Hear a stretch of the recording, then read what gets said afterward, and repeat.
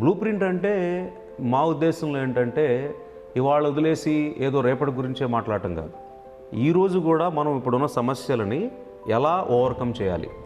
ఇప్పుడు ఈ రోజున ఓపెన్ డ్రైనేజ్ ఇష్యూస్ ఉండొచ్చు, మస్కిటోస్ ఇష్యూస్ ఉండొచ్చు, ఎలక్ట్రిసిటీ ఇష్యూస్ ఉండొచ్చు, హ్యాంగింగ్ వైర్స్ ఇష్యూస్ ఉండొచ్చు, డ్రింకింగ్ వాటర్ పైకి వెళ్ళకపోవచ్చు, రోడ్లు కంజెస్ట్ అయిపోయి ట్రాఫిక్ ఎక్కువైపోవచ్చు. అందులో విజయవాడ వెస్ట్ అంటే రోడ్లన్నీ కంజెస్టెడ్గా ఉంటాయి, రైట్? సో ఇలా మనకి ఈ రోజువారీ ఇష్యూస్ కొన్ని ఉంటాయి. రెండోది ఏంటంటే ఫ్యూచర్ని ఎలా మనం బిల్డ్ చేయాలి. అంటే ఒక నాయకుడు అంటే ఈరోజే జీవిస్తే నాయకుడు కాదు, రైట్? రేపు ఎలా ఉండాలి, ఎల్లుండి ఎలా ఉండాలి అని భవిష్యత్తును కూడా విజువలైజ్ చేసుకొని నేను విజయవాడ వెస్ట్ని బెస్ట్ చేస్తానని చెప్పేసి ఆయన ఎలక్షన్ టైం నుంచి చెప్తున్నారు. We want to make Vijayawada west as the best. అంటే ఏంటంటే ఈవెన్ ఇండియాలోనే దీన్ని ఒక రోల్ మోడల్గా తయారు చేద్దాం అనేది ఆయన తపన. ఆ ఇష్యూస్ని అడ్రస్ చేయడానికి ఒక సపరేట్గా మనం ఫోకస్ చేస్తున్నాం.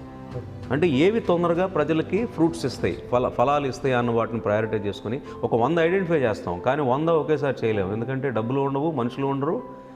మనకి మున్సిపల్ అడ్మినిస్ట్రేషన్ వాళ్ళ సపోర్ట్ ఉండాలి, గవర్నమెంట్ సపోర్ట్ ఉండాలి. వీటన్నిటిని మనం బేరీజ్ వేసుకుంటూ భవిష్యత్తుని యొక్క ప్రణాళికను చేయటమే బ్లూ ప్రింట్.